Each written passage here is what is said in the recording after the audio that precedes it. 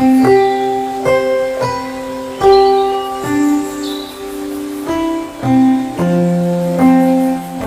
नाम डॉक्टर मीनू वालिया है। मैं कैंसर विशेषज्ञ हूँ। मैं पिछले कई दशकों से कैंसर जैसी बीमारी को ही डील कर रही हूँ।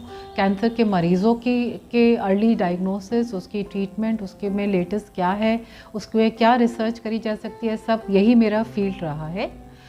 आज हम चर्चा करेंगे बहुत इम्पॉर्टेंट टॉपिक पे, कैंसर क्या है। बहुत ही सही सवाल है, क्योंकि कैंसर, जैसे कि मुझसे जब पूछा गया तो सीधा कहा गया कि कैंसर हम सिर्फ ये जानते हैं कि मौत का दूसरा नाम है, इससे ज़्यादा हम नहीं जानते हैं। और कैंसर, सबसे बड़ी बात है कि ज़्यादातर लोग समझते हैं कि कैंसर एक बीमारी है, पर जानने की बात यह है कि कैंसर एक बीमारी नहीं है। कैंसर रादर 200 से भी ज़्यादा डिफरेंट टाइप के कैंसर्स होते हैं। शरीर में जितने ऑर्गन्स हैं, जितने पार्ट्स हैं, with in those organs also जितने तरह के टिश्यूज़ हैं, सेल्स हैं, उनमें कैंसर हो सकता है। तो कैंसर एक्चुअली एक बीमारी नहीं है। कैंसर एक कॉमन करेक्टरिस्टिक का नाम दिया गया है, जो बहुत सारे ग्रुप ऑफ बीमारी को बहुत सारे ग्रुप ऑफ डिजीज़ को पूल करा गया है। कैंसर क्या चीज़ होती है? हम जानते हैं कि कुदरत का एक नियम है।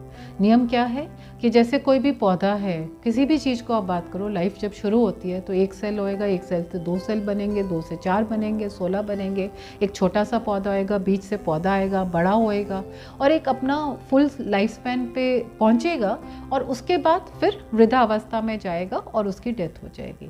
ये कुदरत का नियम है। तो ये जो नियम है ये हर लेवल पे रहता है। एक सेल के लेवल पे होता है कि सेल बनता है, ग्रो करता है, पूरे फुल पोटेंशियल पे पहुंचता है और उसके बाद उसकी डेथ होनी है।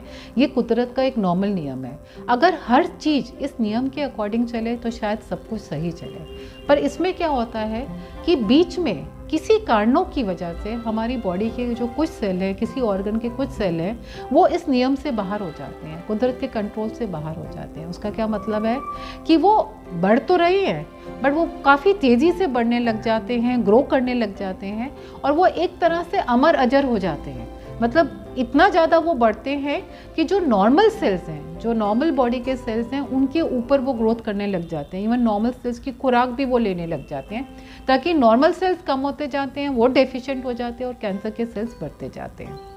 ये फिनोमेना, मतलब एक अबनॉर्मल ग्रोथ ऑफ सेल्स, ये फिनोमेना जब बॉडी में किसी भी पार्ट में होता है तो वहाँ पे गांठ बनती है, ट्यूमर बनता है और वही कैंसर का होता है। और जब वो बॉडी के शरीर के, क्योंकि ये सेल्स बहुत ज़्यादा हो जाते हैं, आपस में जुड़े हुए नहीं हैं, तो वो शरीर के बाकी भागों में जाते हैं, मेटास्टेसाइज करते हैं।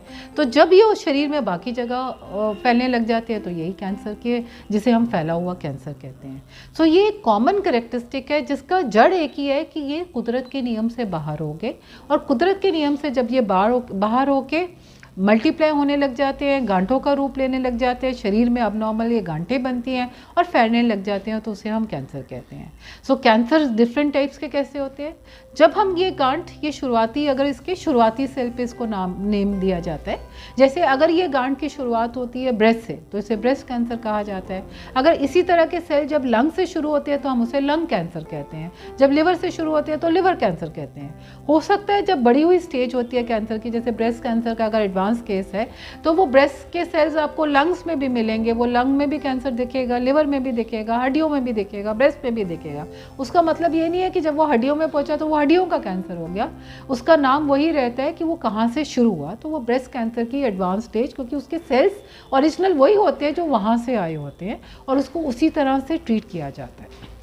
अब आज की डेट में हम जानते हैं कि कैंसर एक बीमारी नहीं है, 200 से भी ज़्यादा डिफरेंट टाइप ऑफ कैंसर्स है और विद इन एक टिश्यू के अंदर भी वो कौन से है, जैसे ब्रेस्ट में भी है, ज़रूरी नहीं है कि वो सारे ब्रेस्ट कैंसर एक ही हैं, उसमें भी डिफरेंट टाइप ऑफ कैंसर्स होते हैं। कि आज जीनोमिक्स, जो डायग्नोस्टिक्स है वो इतने एडवांस हो गए हैं कि आज हम उसको जांच करके, पहले कहा जाता था सभी कैंसर को एक तरह से ट्रीट करा जाता था, सभी ब्रेस्ट कैंसर को हम एक तरह से ट्रीट करते थे, सभी लंग कैंसर को हम एक तरह से ट्रीट करते थे, कैंसर मतलब कैंसर। पर आज ऐसा नहीं है। आज एडवांस टेस्ट से ये देखा जाता है कि वो किस टाइप का कैंसर है, उसमें क्या डिफरेंस है और उसी तरह से हम स्पेशलाइज दवाइयाँ देते हैं। जैसे एक इसमें ये जानकारी से क्या फ़र्क हुआ है कि पहले हम क्या करते थे कि एक बार आग लग गई है, हम आग को बुझाने की कोशिश करें। मतलब जब कैंसर के सेल शरीर में फैल जाते हैं, जब कैंसर के सेल्स हो जाते हैं, तो हम कीमोथेरेपी, हम दवाइयों से उसको किल करने की कोशिश करते हैं। आज भी वो इम्पॉर्टेंट पार्ट है ट्रीटमेंट का, पर आज मेडिकल साइंस इतनी एडवांस हो गई है कि आज हम उस चीज़ पे जा रहे हैं कि ये आग लगी क्यों, क्योंकि आग को तो आप बुझाते रहोगे, पर जब तक उसकी जड़ पे नहीं पहुंचोगे तो वो आप पूरी तरह से शायद नहीं बुझा पाओगे, थोड़ी कम करके वो फिर आ जाती है। उसी तरह से अब जैसे लंग कैंसर है, हम अपार्ट फ्रॉम बहुत सारे ऐसे लंग कैंसर्स हैं जिसमें हम जेनेटिक एडवांस टेस्ट करते हैं, जीनोमिक टेस्ट करते हैं, और हमें पता लगता है कि कौन सी ऐसी म्यूटेशन हुई है जीन के लेवल पे, क्या गड़बड़ हुई है कि जिसने इस सेल को कैंसरस सेल बनाया, जिसकी वजह से मल्टीप्लाई होना शुरू हुआ।